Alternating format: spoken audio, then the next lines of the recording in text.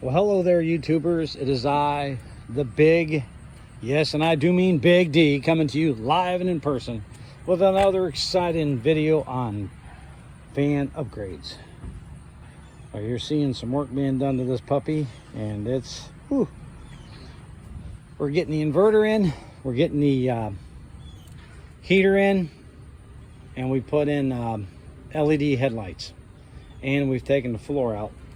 I may not get the easy track down today, or this trip home, but I will have plywood in here. And I have these D-rings that I can actually attest to. Now, here's the inverter I bought. I bought the Jupiter, which is from Harbor Freight, in case you're wondering.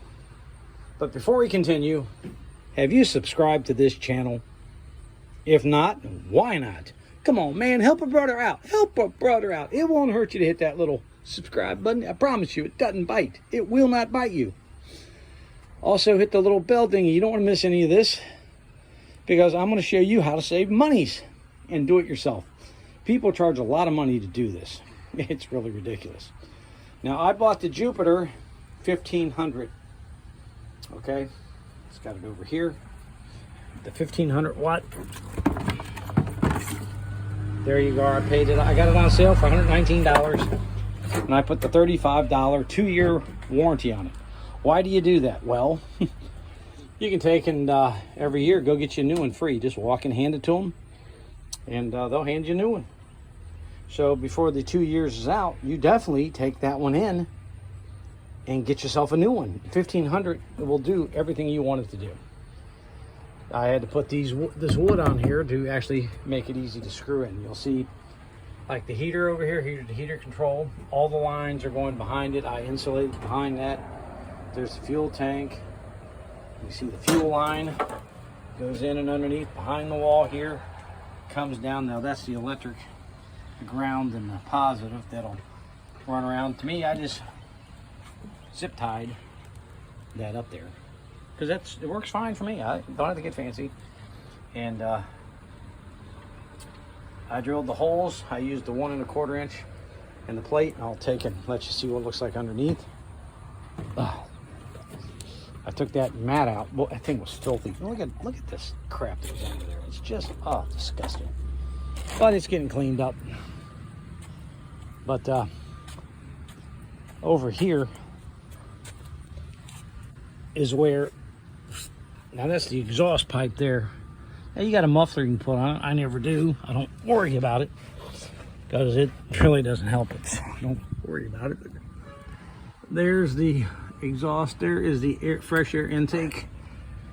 And let's see if we can get to the pipes. And there you go. There's the pipes. You got the fuel line, which I zip tied to the fresh air intake,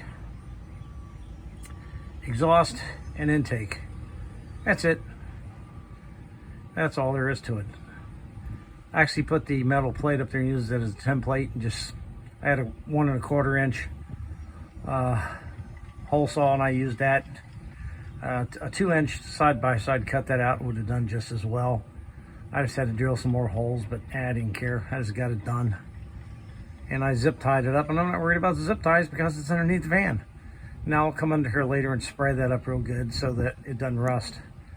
But for now, it's you know what it is. It's in.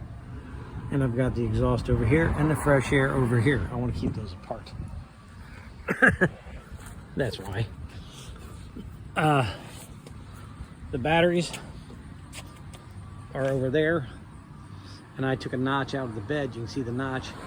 Slid the battery in on a shelf and screwed that little shelf in front of it, that little piece of wood there, and that holds the batteries in.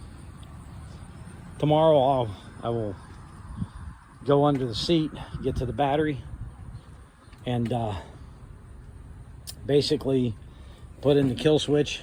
I still got to get the fuse for it, but I'll go ahead and hook it all up before that, and I'll get the fuse and put it in later. But this is inside the wheel well here, so that a skid wouldn't be harmed at all. I put this up so I can put some hangers on it and hang clothing.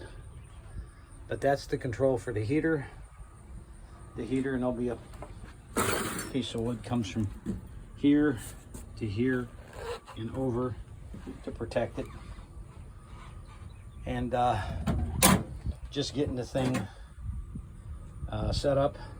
You can do it however you want, but all you have to do is run the positive line to the first battery there, the negative to that. You run a jumper between two batteries, positive, positive, negative, negative.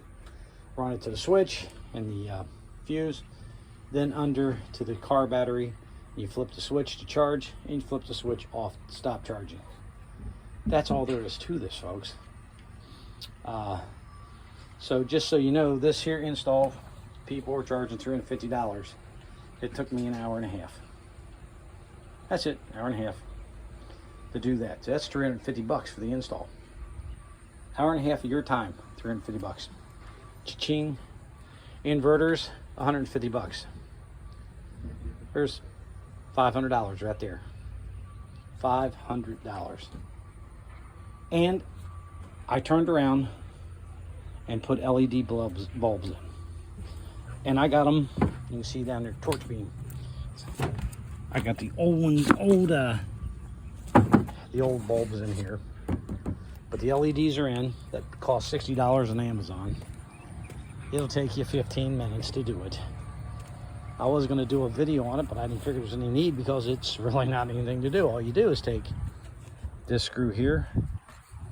It's a T30, I think it is, or a T15, I can't remember, torque. I think it's T30.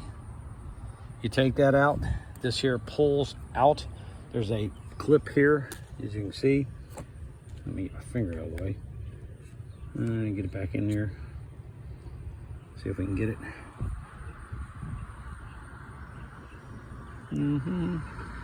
Right there. This harness pops out of this one. And that lets the light pull forward. Same thing over here. It's a torque. You can use a regular screwdriver, but I like the torques here and here. And down lower in there is where that clip is. It's down in there. You can't really see it. But when you start to pull it out, you'll see it. These covers pop off. They don't screw off. They just pull off. Dust covers. And you replace the bulb just like you would in the regular bulbs. That's all you do. And you put it in, put it back together, put the wires in there, and they work fantastic. I'll turn that. They're old and yellow. That's what they look. They were just old yellow. Now what do you see now? This is just a low beam. You see how bright white that is? Yeah. It throws out a ton more light. So, you know, Amazon, 15, 20 minutes of your time. Save yourself about $75 at the dealer. That's what they charge for that. So you're talking almost $600 worth of work I did to the van myself. And you can do it too, folks. I mean, people want to stand here and tell you, you know, all this happy horse. I'm telling you, you can do it yourself. Those little pieces, these little pins popped off. I took insulation right there, cut it, spray adhesive number 90, sprayed on that wall and stuck it on there and put these back on. Thus, the wall's insulated. That's all there is to it. Now when I go to the gas station, I need diesel, I'll pull up the diesel pump, I can screw this, put the diesel nozzle in and fill it up. That's all there is to this. I'll prime it. When I do, I'll let you see how that works too, but I'm working on those, and those will be connected to those batteries. Definitely, I used a Harbor Freight. I've had good luck with them, and when they go wrong, I just pull it off the wall, pull in any Harbor Freight, walk in and get one. They hand it right to you. And for 35 bucks, I can get as many as they break. Or, like I said, after just before the 2 years is up, I will get me another one. Why? Because it's free. I'm going to be changing the oil in it later. I'll get the lumber in. It went today to Ford, and they did some scans on it where I'd replaced the throttle body. And I'll tell you about that too, in fact. I put that throttle body in, and